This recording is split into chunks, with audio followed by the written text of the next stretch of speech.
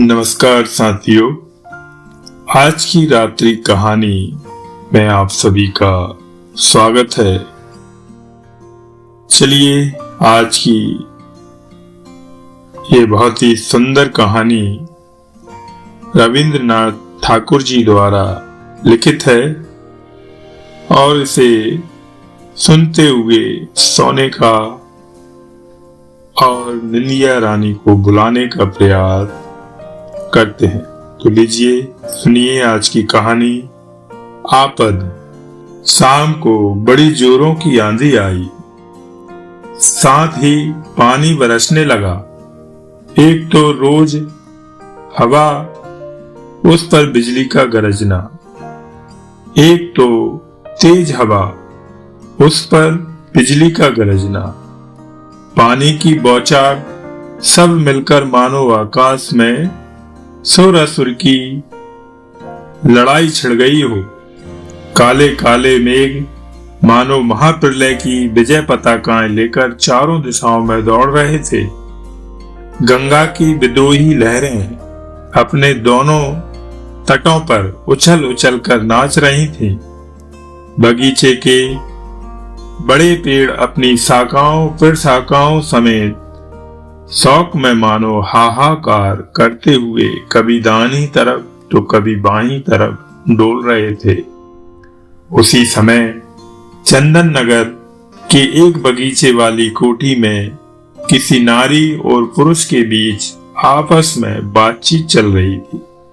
कमरे में बत्ती जल रही थी पर दरवाजा अंदर से बंद था। शरद बाबू कह रहे थे, कुछ दिन और यहाँ रहने पर तुम पूर्ण रूप से स्वस्थ हो जाओगी, फिर हम गांव लौट चलेंगे। किरण बोली, मैं बिल्कुल ठीक हूँ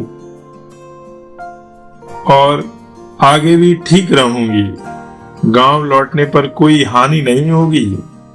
कोई भी विवाहित व्यक्ति यह समझ सकता है कि जितने संपेक्ष में मैंने ये रिपोर्ट पेश की है, वाकई बातचीत उतने कम समय में खत्म नहीं हुई थी।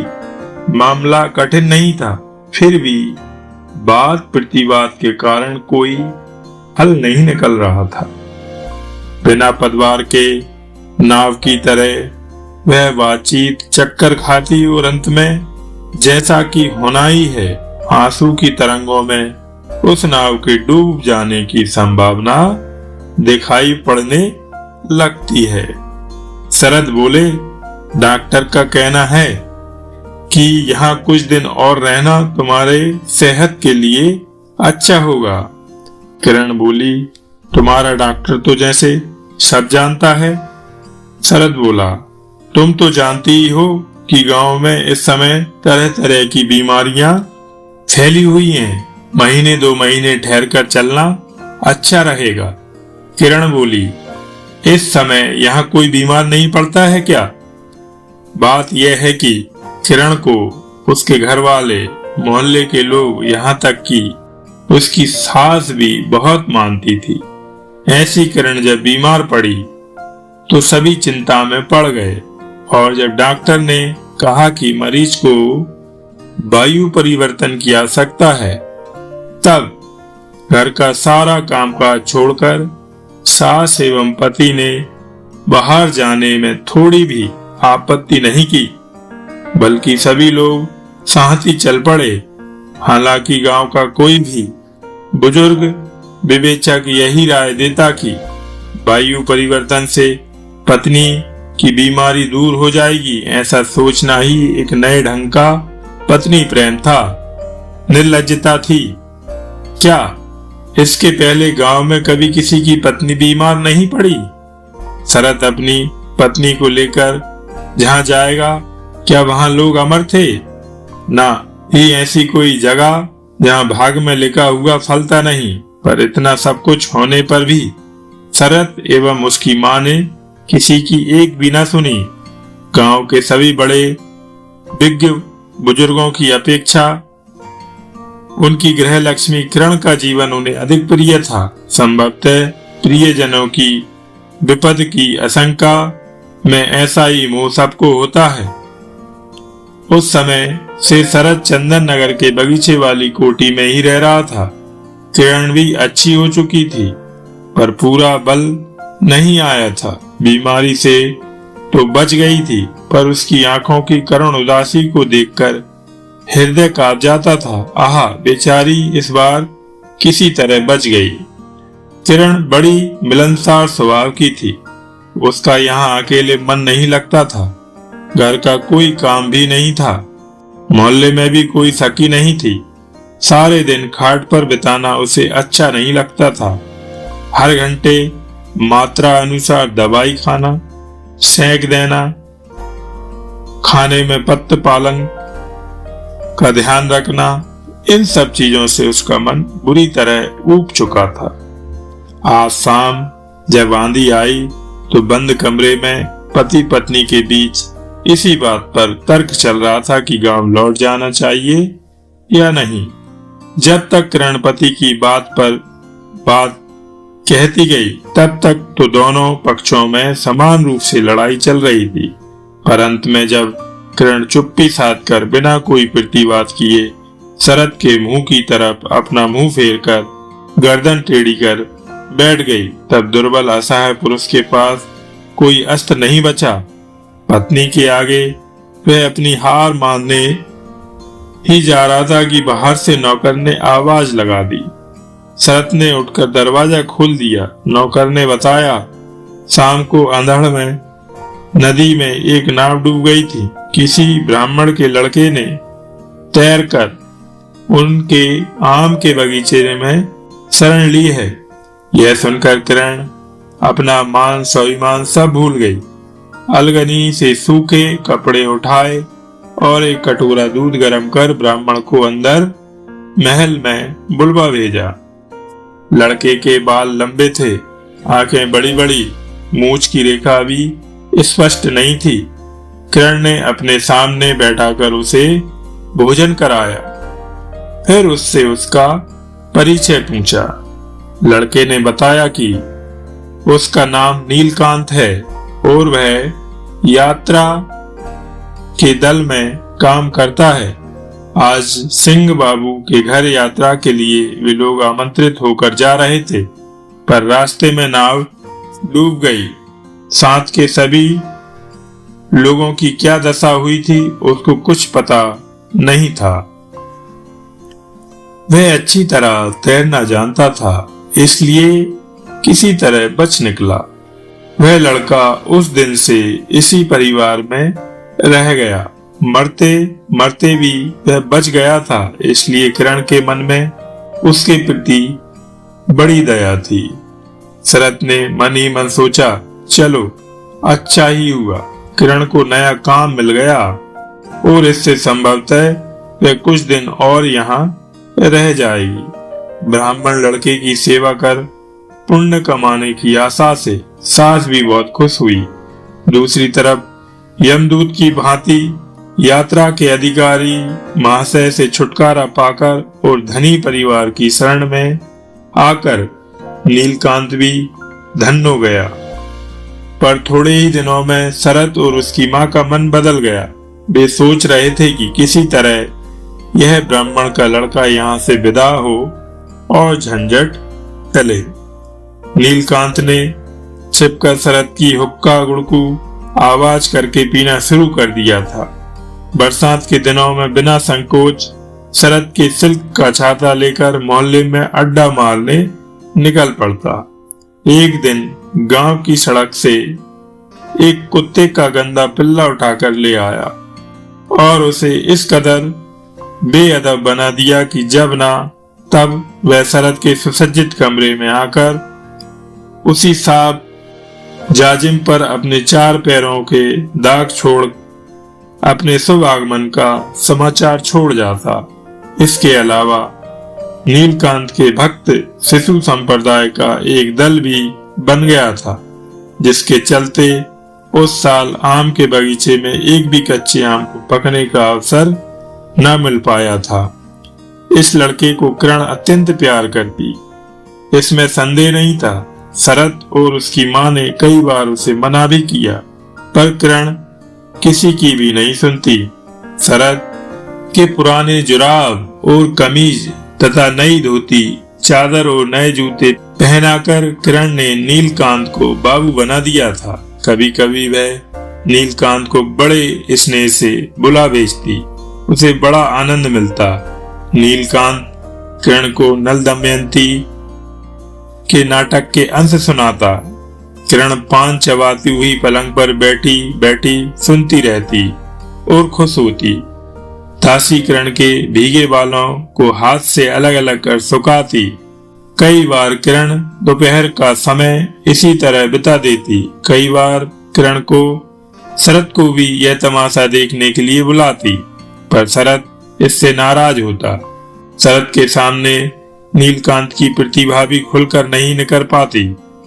सास कभी कभार ठाकुर का भजन या कीर्तन सुनने की आशा में आ बैठती, पर चिरकालीन अभ्यास के कारण उसे दिवा निद्रा सताने लगती और वह जाकर सो जाती।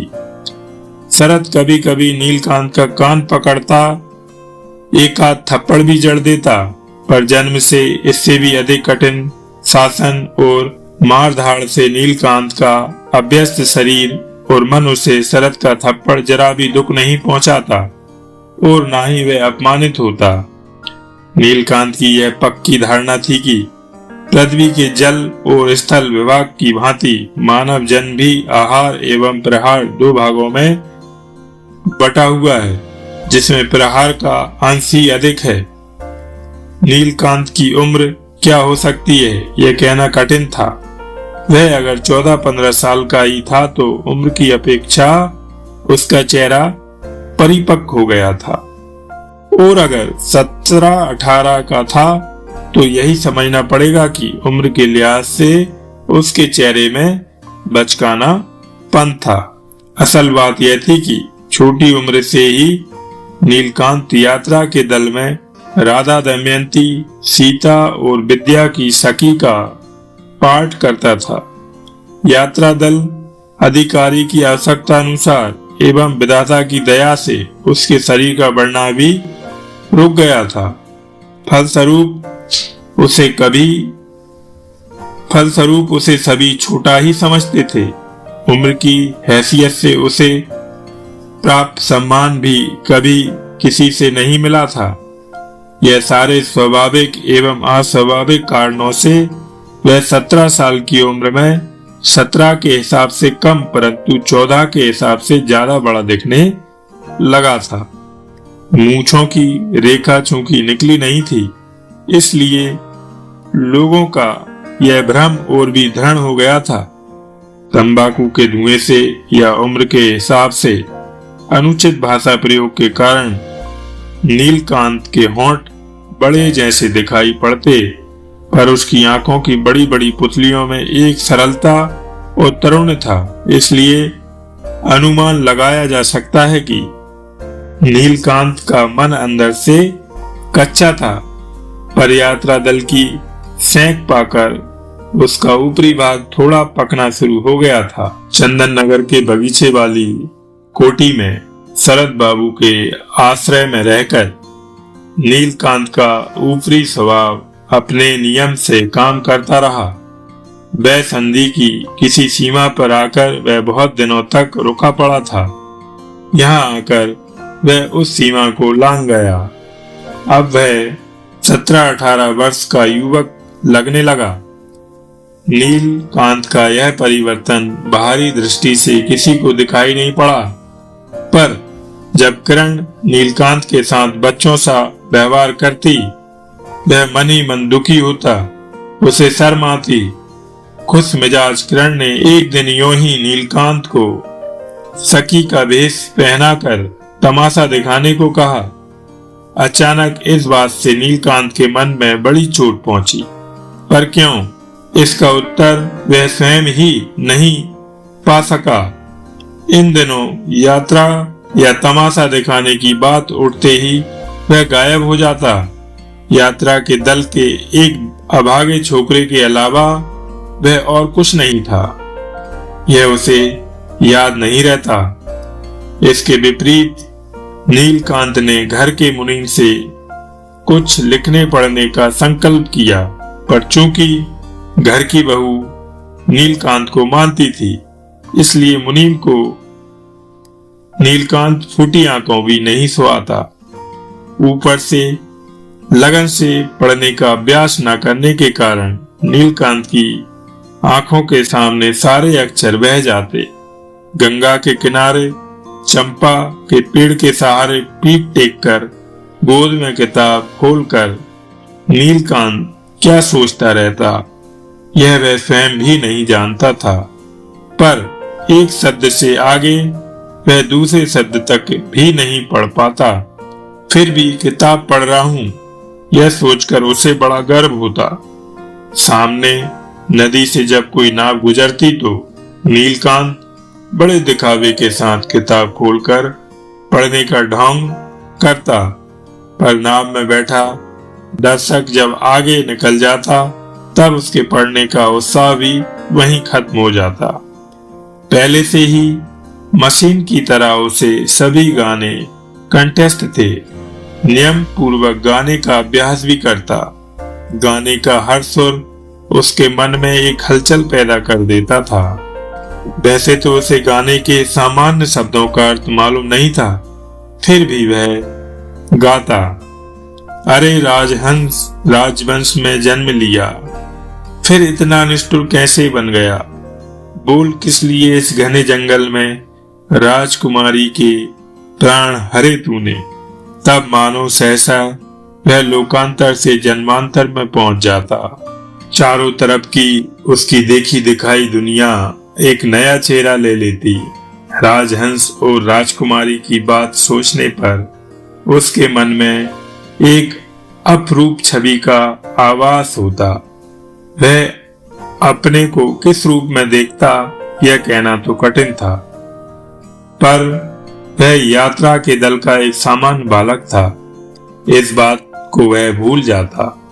किसी दरिद्र घर का अभागा बच्चा जब शाम को मैली टूटी सी खटिया पर सोकर राजपुत्र, राजकन्या और 7 राजाओं के धन दौलत की कहानी सुनता तो जीर्ण ग्रह के क्षीण दीपालोक में उस बच्चे का मन सारे दरिद्र और हीनता के बंधन तोड़कर रूप कथा के उस राज्य में पहुंच जाता, जहां वह नए रूप, नया भेष और असीम क्षमता का एकमात्र अधिकारी बन जाता। ठीक उसी तरह गाने के स्वरों के माध्यम से यात्रा दल का यह नीलकांत भी अपने आप को और अपनी दुनिया को एक नया रूप दे देता। नदी के पानी की छलछलाहट, पत्तों की मरमर ध्वनि, चिड़ियों की चहचहाट और वह सौभाग्य लक्ष्मी जिसने इस अभागे को शरण दिया था, उसका स्नेही सिक्त चेहरा, कल्याण में हाथों के 2 कंगन और उसके फूल से पपड़ियों जैसे कोमल रक्तिम दोनों चरण मानो किसी माया यंत्र के जरिए उसके गाने की रागनी में बदल जाते। और फिर कभी कभी गाने का यह स्वप्न जगत मारीचिका की भांति अदृश्य हो जाता और वही हमेशा हमेशा की तरह यात्रा दल का बिखरे बालों वाला सिर्फ नीलकांत रह जाता, जिसे अपने काम के बगीचे के माली की शिकायत सुनकर शरद कई तमाचे जड़ देता था। फिर भी बाल भक्त मंडली का अधिनायक बनकर नीलकांत तुरंत निकल पड़ता उपद्रव मचाने, जल स्थल और वृक्षों पर शरारत करने। इसी बीच शरद का भाई सतीश कलकत्ता से इसी बगीचे वाली कोठी में कॉलेज की छुट्टी मनाने आया। किरण बड़ी खुश हुई, उसके हाथ में एक और काम मिल गया। खाने पीने, घूमने तथा कपड़े लत्ते बनवाकर हम उम्र के इस देवर के साथ किरण खूब खुश और मस्त रहने लगी। कभी हथेली पर सिंदूर मारकर देवर की आंख पीछे से ढक देती, तो कभी उसकी कमीज की पीठ पर बंदर लिख देती। कभी बाहर से दरवाजे की सिटकनी बंद कर हंसती हुई भाग जाती। पर सतीश भी चुप बैठने वाला व्यक्ति नहीं था। वह भी कभी भाभी की चाबी चुरा कर रख लेता तो कभी उसके पान में मिर्च रख देता, और कभी जब भाभी दोपहर को आराम करती तो उसकी साड़ी का आंचल पलंग के पाय में बांधकर बदला ले लेता। इस तरह देवर भाभी दिन भर हंसते खेलते, और कभी तो दोनों का रोना धोना और कलह भी हो जाता था। फिर वे एक दूसरे की मिन्नतें करते, माफी मांगते और दोनों में संधि हो जाती। यह सब देखकर नीलकांत पर भी न जाने क्या भूत सवार हो गया। उसका कोई न कोई बहाना बनाकर लड़ने झगड़ने का मन करता, पर कैसे यह वह नहीं समझ पाता। उसका मन अब उदास कड़वा रहने लगा। वह अपनी मंडली के बच्चों को बिना कारण मार मार कर रुलाने लगा। प्यार से पाले हुए उस कुत्ते के पिल्ले को भी उसने ऐसी लात मारी कि उसके कैके रोने की आवाज सारे आकाश में छा गई। नीलकांत अब इतना बदल गया कि सड़क चलते अपनी छड़ी से जंगली पौधों को भी मार मार कर ध्वस्त कर देता। जो अच्छी तरह जमकर खा सकते थे, ऐसे लोगों को सामने बैठाकर खिलाना किरण को बड़ा अच्छा लगता। नीलकांत खूब अच्छी तरह खा सकता था। अगर वह खाने बैठ जाए तो बढ़िया भोजन के बर्बाद होने का कोई सवाल ही नहीं था। इसलिए किरण अक्सर उसे बुलाकर विशेष सुख पाती।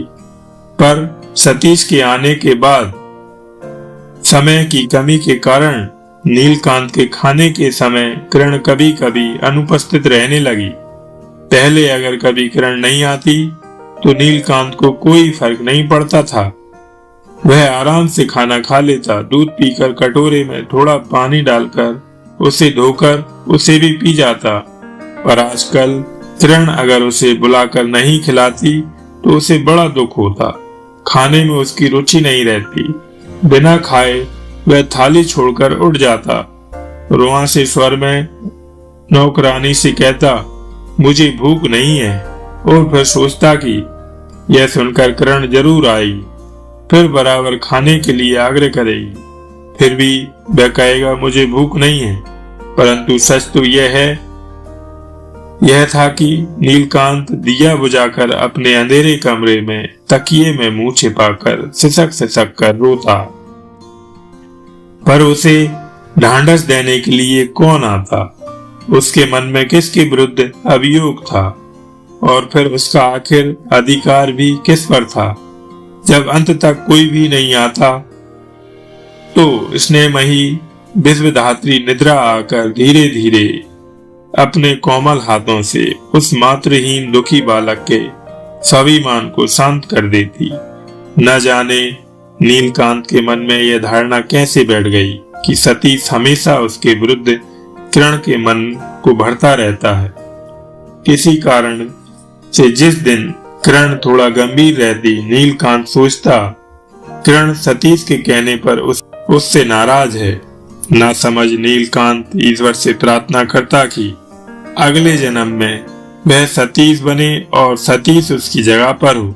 उसे विश्वास था कि जब ब्राह्मण एकांत चित्त से अभिश्राप देता है तब वह जरूर सफल होता है, और इसी कारण अपने ब्रह्म तेज से सतीश को दग्ध करने की कोशिश में वह स्वयं ही जलता रहता और ऊपर के कमरे से सतीश और उसकी भाभी के बीच हंसी मजाक की आवाज सुनता रहता। सतीश के साथ दुश्मनी मोल लेने का साहस नीलकांत में नहीं था, परंतु मौका देखकर उसे मुश्किल में डालने पर उसे बड़ी खुशी होती। घाट की सीढ़ी पर साबुन रखकर जब सतीश गंगा में डुबकी लगाता, नीलकांत चट से उसका साबुन चुरा लेता। सतीश जब साबुन ढूंढता तो उसे नहीं मिलता। एक दिन सतीश ने स्नान करते हुए देखा कि उसके बड़े शौक का चिकन का कुर्ता पानी में बहता चला जा रहा है।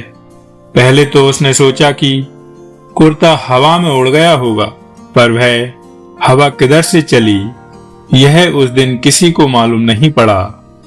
सतीश को तमाशा दिखाने के लिए एक दिन किरण ने नीलकांत को बुलावा। भेजा और उसे गाना गाने के लिए कहा। नीलकांत चुपचाप खड़ा रहा। किरण विस्मित होकर पूछती, तुझे क्या हो गया है? नीलकांत फिर भी चुप रहा। किरण फिर बोली, गाना गाना? मुझे याद नहीं है, कहकर नीलकांत चला गया। अंत में किरण के गांव लौटने के दिन करीब आ गए। सभी जाने की तैयारियां करने लगे। सतीश भी साथ ही जाने वाला था, पर नीलकांत से किसी ने कुछ नहीं कहा। वह साथ जाएगा या नहीं, यहीं रहेगा, यह प्रश्न किसी के मन में भी नहीं उठा। किरण ने नीलकांत को साथ ले चलने का प्रस्ताव किया, पर किरण की सास, पति तथा देवर सबने आपत्ति दर्ज की। किरण क्या कहती? उसे अपनी राय बदलनी पड़ी और गांव लौटने के 2 दिन पहले उस ब्राह्मण बालक नीलकांत को स्नेहपूर्ण पास बुलाकर उसे अपने घर लौट जाने के लिए कहा। कई दिनों से अवहेलित नीलकांत एकाएक स्नेह के शब्द सुनकर अपने को नहीं संभाल सका, रो पड़ा। किरण की भी आंखें भर आईं, जिसे चिरकाल पास नहीं रखा जा सकता। थोड़े दिनों के लिए उसे प्यार और आदर देकर उसके प्रति मुंह बढ़ाना अच्छा नहीं हुआ, सोचकर किरण को अनुताप होने लगा। सतीश पास ही खड़ा था। इतने बड़े लड़के को रोते देखकर वह नाराज हो गया और बोला, अजीब हाल है, ना बात ना चीत, रो रो कर पागल हो रहा है। आखिर बात क्या है? सतीश के इस प्रकार के कठोर व्यवहार के लिए किरण ने सतीश को डांटा भी, पर सतीश बोला, तुम समझती नहीं भाभी, लोगों पर विश्वास भी तुम्हारा कुछ अधिक ही है। कहाँ का है, कौन है, ना आता ना पता, राजा के बंदे की तरह यहाँ रह रहा है, फिर वही फटा हाल होगा, इसी आशंका से आंसू बहा रहा है। वह अच्छी तरह समझता है कि 2 बूंद आंसू बहाने पर तुम पिघल जाओगी। नीलकांत वहां से चला गया, पर सतीश की बातें उसके मन में कांटे की तरह बिध रही थीं। वह मन की आग में झुलसने लगा, पर सतीश पर इसका कोई असर नहीं पड़ा। केवल नीलकांत के छत विचत मन से खून झर रहा था। कलकत्ता से आते समय सतीश एक सुंदर सा कमलदान लाया था।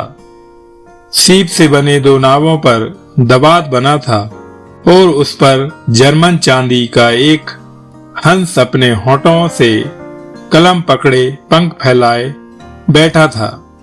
वह कमलदान सतीश की बड़ी प्रिय चीज थी। वह स्वयं सिल्क की रुमाल से उसकी झाड़ पोंछ करता। किरण कभी कभी हंसकर चांदी के हंस के होठों पर उंगली से चोट करती हुई गुनगुनाती, अरे राजहंस, राजवंश में जन्म लिया, फिर इतना निष्ठुर कैसे बन गया। इस बात को लेकर देवर और भाभी के बीच खूब वाक युद्ध भी होता। गांव लौटने के पहले दिन सुबह से वह कमलदान घर से गायब था। किरण हंसकर बोली, देवर जी, तुम्हारा राजहंस तुम्हारी दमयंती की खोज में उड़ गया है। पर यह सुनकर सतीश भयानक रूप से क्रोधित हो उठा। बोला, नीलकांत ने ही मेरा कमलदान चुराया है, इसमें जरा भी संदेह नहीं था। पिछली शाम को सतीश के कमरे के सामने चक्कर काटते हुए नीलकांत को कईयों ने देखा भी था।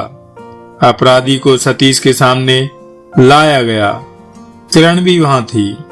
सतीश बिना भूमिका बांधे बोला, तूने मेरा कमलदान चोरी करके कहाँ रखा है, लाकर अभी दे।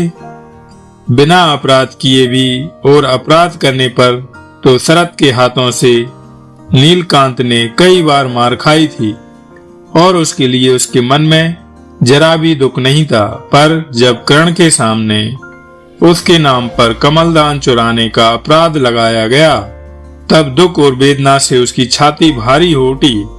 उसका कंठ रुंध गया। उसने सोचा, अगर सतीश ने एक शब्द भी आगे बोला तो वह गुस्से में पागल बिल्ली की तरह अपने 10 नाखूनों से सतीश को नोच डालेगा। पर किरण नीलकांत को पास के कमरे में ले जाकर मीठी आवाज से बोली, नीलू, अगर कलमदान तूने ही लिया है तो मुझे चुपचाप दे जा, तुझे कोई कुछ नहीं कहेगा। तब नीलकांत की आंखों ने कोई बाधा नहीं मानी। टप टप आंसू की धार बहने लगी। वह मुंह ढककर खड़ा खड़ा रोने लगा। किरण बाहर आकर बोली, नीलकांत ने कमलदान नहीं चुराया है। पर शरत और सतीश इस बात पर अड़िग रहे कि नीलकांत के अलावा चोरी और कोई नहीं कर सकता। किरण भी साहस के साथ बोली, मैं नहीं मानती। शरत नीलकांत को बुलाकर पूछना चाहता था, पर किरण बोली, चोरी के मामले में नीलकांत से तुम कुछ नहीं पूछ सकते। सतीश बोला, पूछने की जरूरत नहीं, उसका कमरा और बक्सा ढूंढने पर पता लग जाएगा। किरण बोली, देवर जी, अगर तुम ऐसा करोगे तो इस जीवन में मैं फिर तुमसे कभी बात नहीं करूंगी। निर्दोषी के प्रति किसी प्रकार का संदेह भी तुम नहीं जाहिर कर सकते। कहते कहते किरण की आंखों की पलकें आंसुओं से भीग गईं और फिर किरण की आंसुओं की दुहाई मानकर नीलकांत पर चोरी का आरोप वहीं ठप पड़ गया। निरीह आश्रित बालक के साथ इस प्रकार के व्यवहार एवं अत्याचार से किरण के मन में बड़ी दया आई। वह 2 जोड़ी फरास डांगा की अच्छी धोती, चादर, 2 कुर्ते और 1 जोड़ी नया जूता और 10 रुपए का नोट लेकर शाम को नीलकांत के कमरे में पहुंची। किरण चाहती थी कि वह बिना बताए ये स्नेह उपहार नीलकांत के बक्से में रख आएगी। उसका वह टीन का बक्सा भी तो किरण का ही दिया हुआ था। आंचल से चाबी का गुच्छा निकालकर किरण ने धीरे धीरे नीलकांत का बक्सा खोला, पर आज के उपहार के ये सामान उसमें रखने की जगह नहीं थी। बक्से में लटाई, पतंग, कंचा, कच्चे आम काटने के लिए घिसे हुए सीप से लेकर शीशे के गिलास की पेंदी, इस तरह के अनेक चीजों से बक्सा भरा पड़ा था। किरण ने सोचा, बक्सा का सारा सामान निकालकर अगर अच्छी तरह से जमा कर रखा जाए तो सारा सामान संभवतः बक्से में आ जाएगा। इसी उद्देश्य से वह बक्से को खाली करने लगी। लट्टू, लटाई, चाकू, छुरी आदि चीजों को निकालने के बाद कुछ मैले और कुछ धुले हुए कपड़े निकाले और उन कपड़ों के नीचे से निकला सतीश का प्रिय राजहंस शोभित वह कमलदान। किरण आश्चर्यचकित होकर अरक्त चेहरे से बहुत देर तक उसे हाथ में पकड़कर कुछ सोचती रही। इसी बीच पीछे से कब नीलकांत कमरे में आया, किरण नहीं जान पाई। नीलकांत ने सब कुछ देखा। उसने सोचा, किरण चोरी से उसकी चोरी पकड़ने के लिए आई है और उसकी चोरी पकड़ी भी गई, पर उसने तो सामान्य लालच के बस में यह चीज चोरी नहीं की थी। सिर्फ प्रतिशोध की भावना से उसे इसलिए उठाया था कि दूसरे दिन वह उसे गंगा में फेंक देगा, पर पल भर की कमजोरी के कारण उसने कमलदान को गंगा में विसर्जित करने के बदले बक्से में रख दिया था।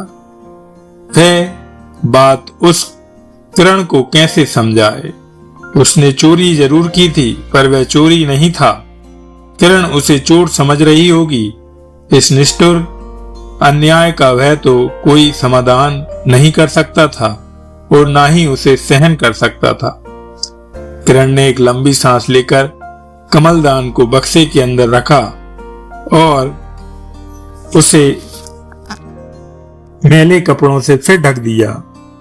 फिर उस पर बालक की लटाई, छोटी लाठी, कंचा, लट्टू, सीप, शीशे के टुकड़े को रखा। फिर अपने स्नेह उपहार की छोटी चादर रखी। सबसे ऊपर 10 रुपए का नोट भी रखना नहीं भूली। लेकिन दूसरे दिन उस ब्राह्मण बालक का कहीं पता नहीं चला। गांव वालों में से किसी ने उसे जाते नहीं देखा था। पुलिस का सिपाही बोला, उसका पता ही नहीं चल रहा है। तब शरद बोला, अब नीलकांत के बक्से को खोलकर देखा जाए। किरण अपनी जिद पर अड़ी रही, बोली, यह नहीं हो सकता। फिर उसने नीलकांत के बक्से को अपने कमरे में मंगवाया और कमलदान निकालकर उसे गंगा के पानी में फेंक आई। शरद सपरिवार चंदन नगर से गांव लौट आया। बगीचे वाली कोठी एक ही दिन में सूनी पड़ गई। केवल नीलकांत का पाला हुआ वह देसी कुत्ता खाना पीना छोड़कर नदी के किनारे किनारे किसी को ढूंढता फिर रहा था। तो साथियों, आज की रात्रि कहानी यहीं पर समाप्त होती है। कल फिर मिलते हैं एक नई रात्रि कहानी के साथ। तब तक के लिए शुभ रात्रि, शुभ रात्रि।